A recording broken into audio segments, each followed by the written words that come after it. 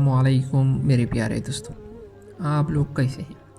आज हम आपको ग़ज़वा बदर की जंग के बारे में बताते हैं कि ग़ज़वा बदर किस तरह हुआ था, किस मुकाम पर हुआ था, कितने मुसलमान इसमें शहीद हुए थे, कितने काफिरों को कत्ल कर दिया गया, किस तरह अल्लाह ताला ने मुसलमानों की मदद की और किस तरह अल्लाह ताला ने मुसलमानों को ये जंग से सरफराज किया। तो आइए हम इस वीडियो में आपको बता दें। ग़ज़वा बदर मुसलमानों की पहली जंग थी। यह जंग 2 हिजरी 17 रमज़ान मुबारक को मुनक़िद की जाने वाली अहम तरीन लड़ाइयों में से एक थी जो इस्लाम की सीरत की इब्तिदा में हुई। ये मदीना के मुसलमान और मक्का के कुरैश कबीले के दरमियान हुई थी। वाक़या इस तरह पेश आया कि उस वक़्त काबिले थे जो शाम चलते थे और शाम पर अपनी तिजारत करते थे।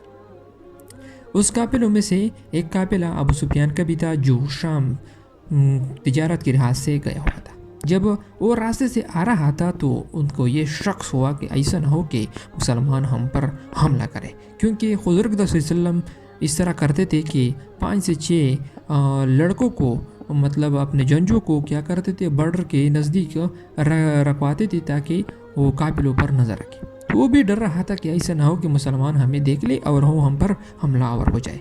उन्होंने एक शख्स को इस तरह किया कि उन्होंने उस शख्स को कहा कि तुम हमारे हुक्मरानों के पास चले जाओ और ये कहो कि हम पर हमला होने वाला है।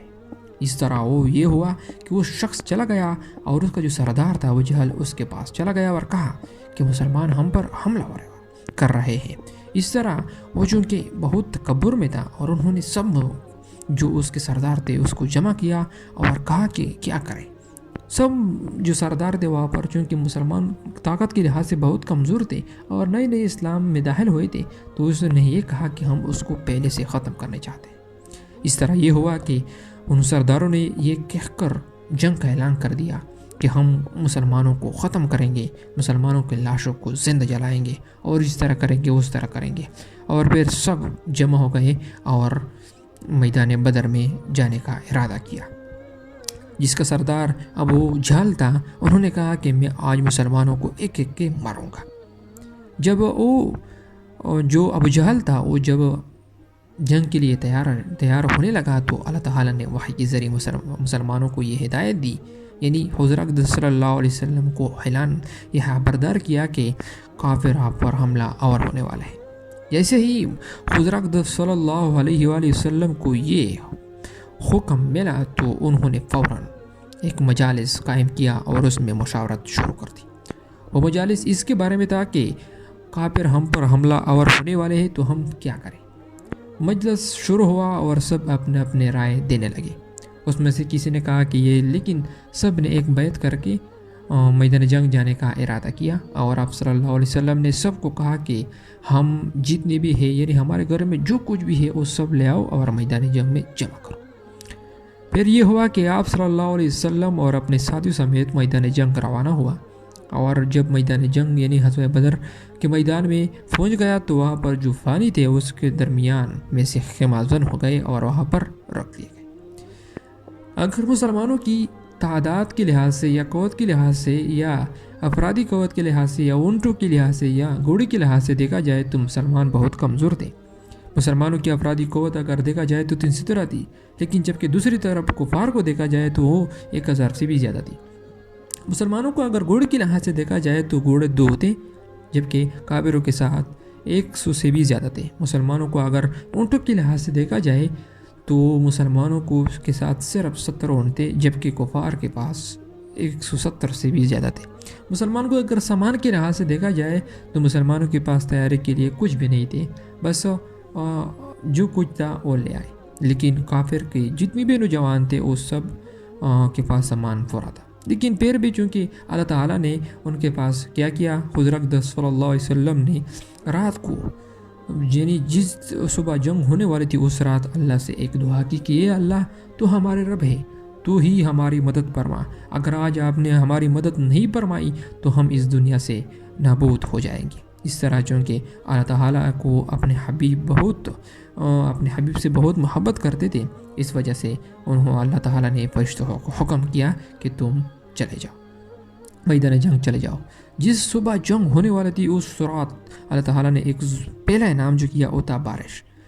آپ صلی اللہ علیہ وسلم جس جگہ رہتے تھے یعنی جس جگہ حمازن ہوئے تھے اپنے ساتھ سمت اس جگہ ریت تھی.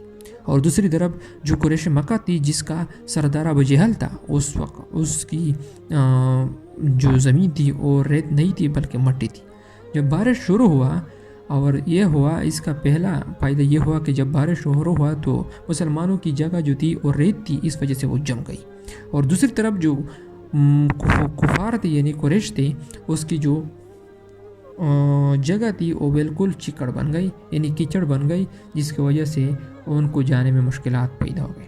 صبح یہ ہوا کہ جنگ کا اعلان ہوا اور خود یعنی حرب کے منعقد کردہ جو انفرادی مقابلے تھے وہ جس طرح مسلمانوں کے لحاظ سے کچھ لوگ چلے گئے اور دوسری طرف کفار کے لحاظ سے پھر یہ لڑائی تو ختم ہو گئی. پھر جو اصل جنگ تھا وہ شروع ہو گیا. شروع ہونے میں یہ ہوا کہ جب جنگ شروع ہوئی تو اس وقت اللہ کی دوسرے اور تیسرے انعام کا بھی نزول ہو گیا. یہ ہوا کہ جب کفار اور مسلمانوں کے درمیان جنگ چھڑ گئی تو اس وقت فرشتے نازل کر دیے اللہ تعالیٰ نے مسلمانوں کے یہاں.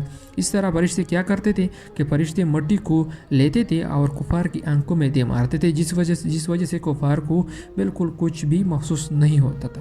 دوسری وقت یہ بھی تھی چونکہ کافروں کی تعداد زیادہ تھی اور مسلمانوں کی تعداد کم تھی اس وجہ سے فرشتے آتے تھے اور کفار کی سر کو گردن سے الگ کرتے تھے.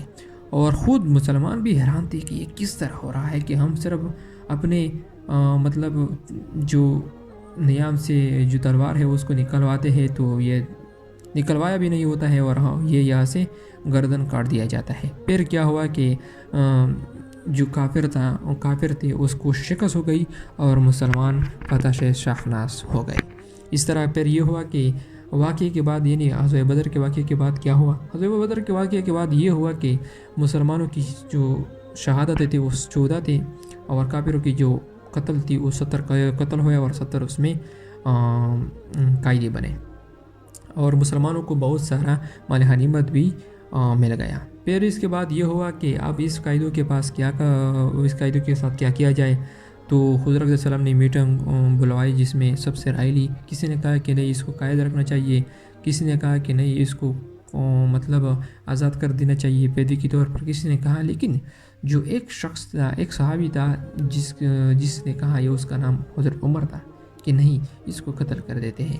مطلب پہلے میں اپنے جو بیٹے عبد الرحمن کو قتل کروں گا, دوسرے کی جس کے باپ ہے اس کو باپ کو قتل کریں گے, یعنی سب اپنے رشتہ داروں کو قتل کریں گے اور اس کا صفایا کریں گے. لیکن چونکہ فیصلہ ہوا تھا اور جزیے کے طور پر ان کو سب کو رہا کر دیا گیا.